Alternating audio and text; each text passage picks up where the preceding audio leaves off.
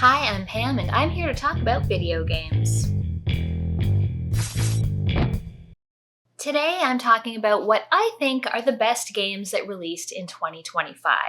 I played 58 games that released last year, which I think is a record for me, and I was playing them right up until the end of the year, which is why this video is releasing in mid to late January. Here's a full list of all the games that I played and considered.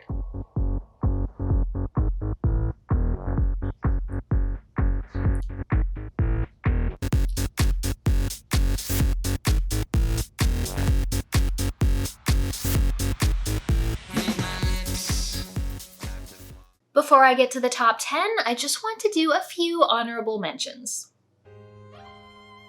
Ender Magnolia Bloom in the Mist by AdGlobe is one of the first games I played this year, and to say I was hooked is an understatement. In this lovely dark fantasy Metroidvania, you play a girl who saves, befriends, and collects homunculi who function as her attacks and way of interacting with the world. It has an expansive map which makes it very easy to keep track of where you've been and where you're going. Boss fights are challenging and memorable, and you can really customize your playstyle with a variety of melee, ranged, and utility abilities. I could not put this one down until I had completed 100% of it.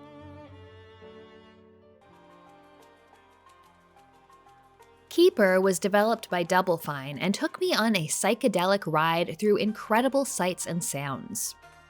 You play as a lighthouse who has uprooted themselves to go on an adventure along with a seabird friend they've made. Together, you take a journey that involves exploring a wondrous world and solving puzzles, manipulating time and space, and watching things metamorphose around you. And just when you think maybe you've had enough of tottering around on your feet, everything changes and you get to experience this adventure in a new way entirely.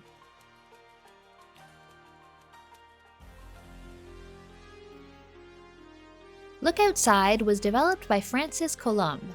Something terrible has happened, sowing chaos, causing anyone who looks outside to become warped and twisted in mind and body. In this cosmic horror RPG, you play a man trying to survive in this new world. It all takes place in your apartment building, and each day you must go out, meet new people and new monsters, maybe make friends. Build a party to help you take on the threats around you in turn-based combat, equip yourself, and do quests for your neighbors. Exploring this weird world filled with striking and disturbing pixel art was a real ride. I very much enjoyed finding all the secrets hidden away in the apartment building, and trying to find a way to resist the danger lurking just outside the window.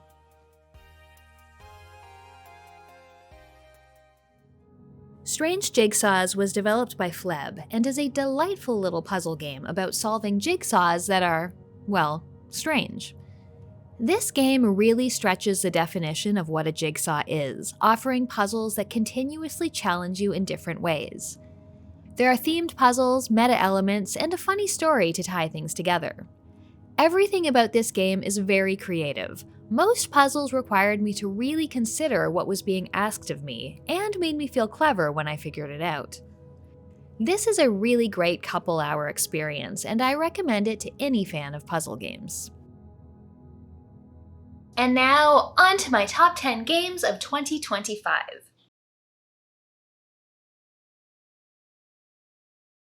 The first game on my list is an irreverent sim where you get to curate and manage a variety of museums.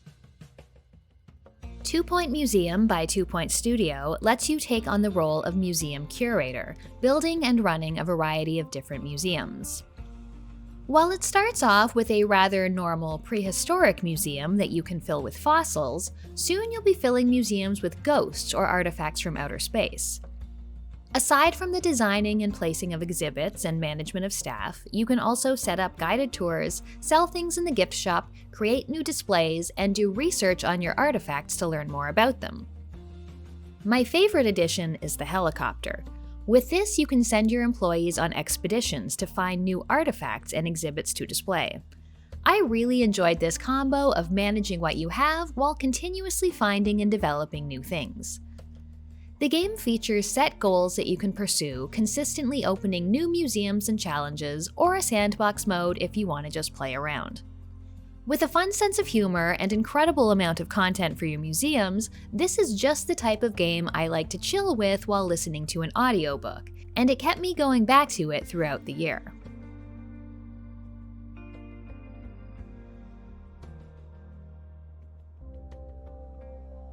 Number 9 is a cinematic point-and-click adventure that made me feel like I was playing through a John Carpenter film.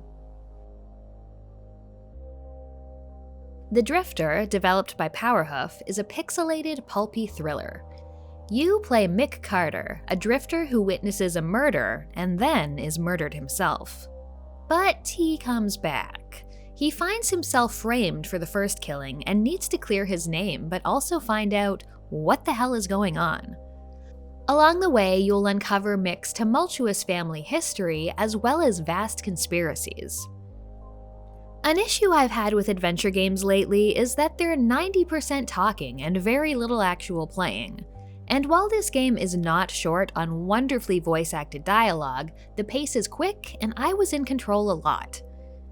You're moving from place to place, investigating new details, and solving puzzles that generally make sense. There's also a real sense of danger.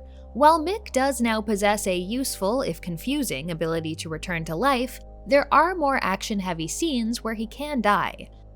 You need to learn from your mistakes to figure out the way to escape these deadly situations.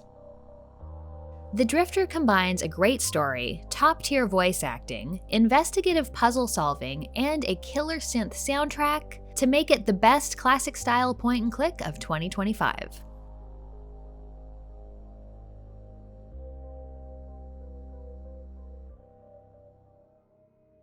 This next game makes me feel like a full-on detective while I race against the clock to solve a supernatural mystery.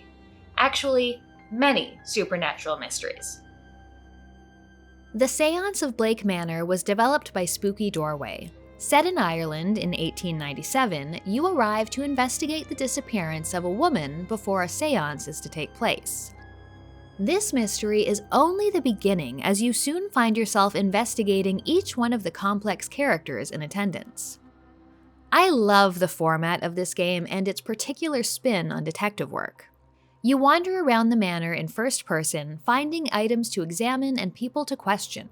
You keep a schedule of events going on and where people will be so you know where to find them, or when it's safe to break into their rooms to take a look around. A mind map connects all of the information you've learned together before asking you to make deductions about that info. And the whole time the clock is ticking down.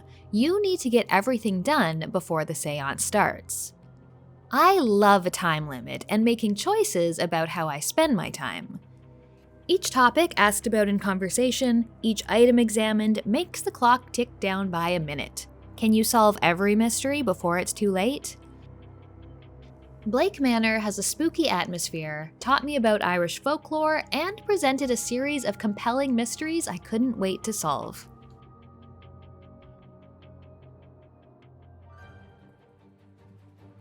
Game number 7 is one of my most anticipated games of this year, or maybe any year. Hollow Knight Silksong was developed by Team Cherry and lets you play as the quick and agile Hornet as you ascend to the peak of the Kingdom of Farloom to reveal its mysteries. Team Cherry gave us a huge world to explore, filled with interesting characters, dangers, and secrets. The world is amazing, narratively cohesive, filled with breakable walls and shortcuts, and a real sense of wonder and discovery. The art is crisp, the sound design impeccable, and every zone feels fully realized. Rather than rest on its Hollow Knight laurels, Silksong feels like its own game. There is way more player choice with crests that change movement and combat style entirely, and various types of tools to augment that style. The story here is also more fleshed out, with a protagonist who actually speaks, while at the same time never forgetting that this is an action game, not a talking game. The platforming here is some of the best I've experienced, with a set of abilities that makes it feel like you can fly if you use them right. I just want more platforming.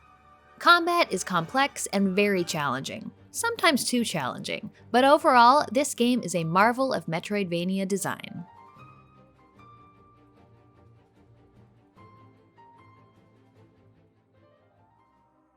The next game made me think about how I'd survive on a strange planet with no one but me, myself, and I. The Altars by 11-Bit Studios features an intriguing concept. Jan Dolsky has landed on a hostile planet, the only survivor of his team. In order to survive and escape, he needs to create altars, clones of himself. But these altars aren't exact clones, instead they are Jan from another point in time if he had made different decisions. The result is a crew that all look the same but have different skills, different anxieties, different priorities, and you need to help everyone get along. The game combines mechanics in a way that is like catnip to me. You need to go out and explore, setting up mining operations and gathering resources. You need to manage those resources, using them to survive and build up your base, filling it with new utility rooms to craft things or fill the needs of your altars. You need to choose which altars to create, and you need to try to keep them happy. They'll all have their own opinions about escaping this planet and who to trust, and some disagreements may not be solvable. This is the one game this year that, after finishing it, I immediately started up a new game. I wanted to create a different set of altars and see how their stories played out. And I enjoyed the core gameplay loop enough that I wanted to experience it again.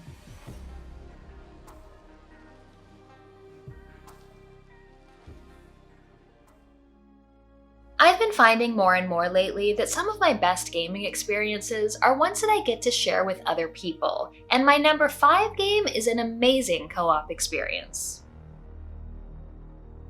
Split Fiction by Hazelight Studios is a game that was built for a co-op split-screen experience. Mio and Zoe are 2 writers who find themselves trapped together in their own stories after being hooked up to a machine that's trying to steal their ideas. Though they initially contrast, they'll need to find a way to work together. What I love about this game is the variety. It throws you into so many different situations. You'll be riding dragons, being the pinball and the flippers in a giant machine, escaping from sandfish in a vast desert, and bouncing around in a candy-coated dentist visit fever dream. You and your co-op partner have different but complementary abilities, requiring you to work together to get anywhere. And in each beautifully rendered level, these abilities and the mechanics overall change up entirely in a way that always kept me on my toes. Split Fiction is pure entertainment. I was always having fun, always looking forward to what would come next, and continuously surprised and delighted by what the game offered. It concludes with a mind-bending finale that is a gameplay and technical marvel. I hope everyone who likes to play games with a friend gets a chance to play this one.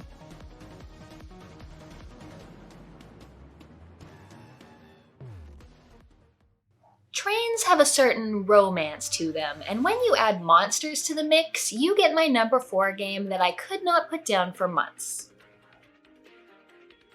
Monster Train 2 was developed by Shiny Shoe and is a fantastic roguelite deck builder.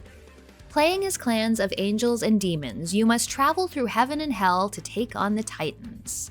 Your train is your lifeline, and you need to keep it alive.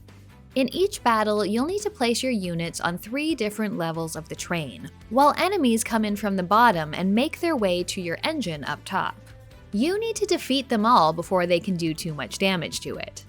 In addition to the units you'll be playing, you'll also be managing various spells, equipment, and even room effects to give you the upper hand.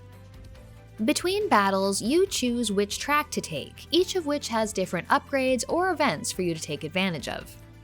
One thing I love about this is that you're always playing with 2 clans at a time.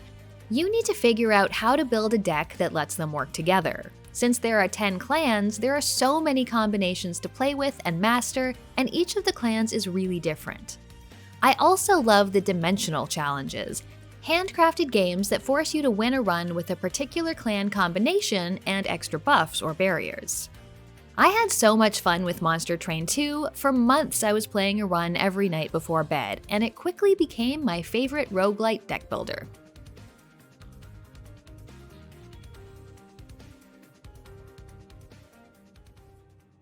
Number 3 is a game that is no stranger to awards and gave me the modern ideal of a JRPG. Clair Obscur Expedition 33, developed by Sandfall Interactive, is a gorgeous journey about hope, grief, and perseverance. In a world that is disintegrating, you control the members of Expedition 33. They are off to defeat the Paintress, who paints a new number each year and erases people of that age from existence. These are not the first ones to make this journey, and as you travel, you'll come across remnants of the expeditions that came before. The game is gorgeous, full of surreal environments and monstrous enemies. The writing is lovely. Each character is someone I wanted to know more about, and I enjoyed watching all of their relationships bloom. And though this is a game with very deep lore, the characters don't hit you over the head with exposition or verbalize every idea. In addition to the wonderful world and writing, the gameplay is excellent. It takes the typical turn-based combat system and makes it active, intense, and rewarding. You'll be dodging, parrying, and performing timed attacks. Each character has their own completely novel set of mechanics too. No two characters fight in the same way. If you can master each set of mechanics, you can make your characters extremely powerful. From the gorgeous graphics, excellent writing, world building, and voice acting, challenging and satisfying combat, Clair Obscur really has it all, and it's no surprise it became such a hit.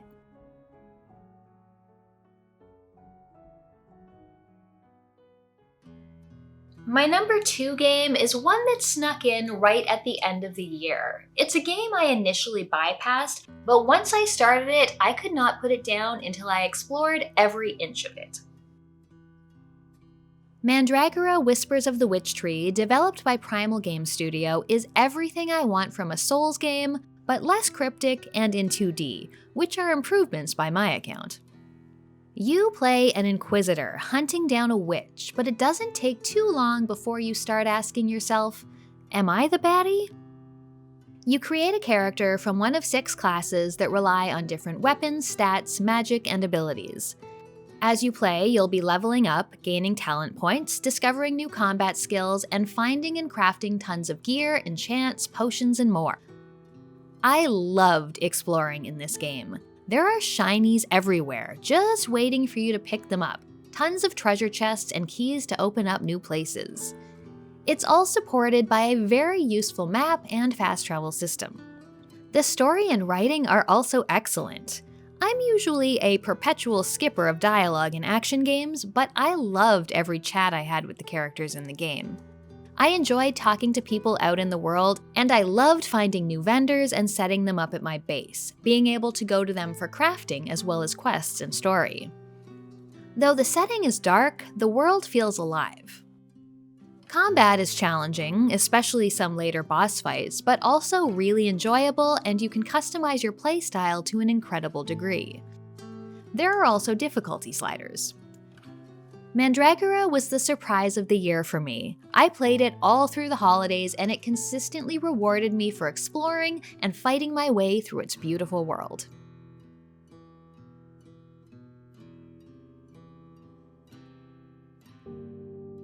And finally, my favorite game of 2025 is the one that I spent the most time thinking about. It completely enraptured me. In Blueprints, developed by Dagobah, you are Simon. You have just inherited Mount Holly, a 45-room manor where you have been tasked with finding room 46. You do this by building out the mansion each day, drawing selections of room cards and placing them carefully. You need to think about doorways, your limited number of steps each day, keys for unlocking, and gems and gold to spend on helpful items. This game asks a lot of you. Strategy, memory, copious note-taking. Patience in getting the needed draws, planning a route or a puzzle to solve, and adaptability when you realize your plan for this run has gone astray and you need to change course. The house is full of puzzles, some discrete, one room, one solution, and some spanning multiple rooms, notes, and runs. It challenges you in noticing details, but also seeing the big picture of what the game is asking of you. Blueprints completely occupied my brain for months in the spring. My partner and I would cozy up on the couch, taking turns building out the manor, switching off between controlling Simon and taking notes.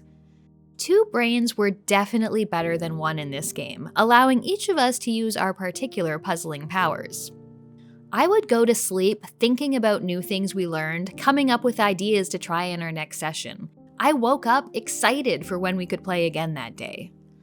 Peeling back the layers of the manor, revealing the story behind Simon's family, uncovering new, deeper, more complex mysteries was a challenge and a delight. This rabbit hole goes deep, and I loved delving into it.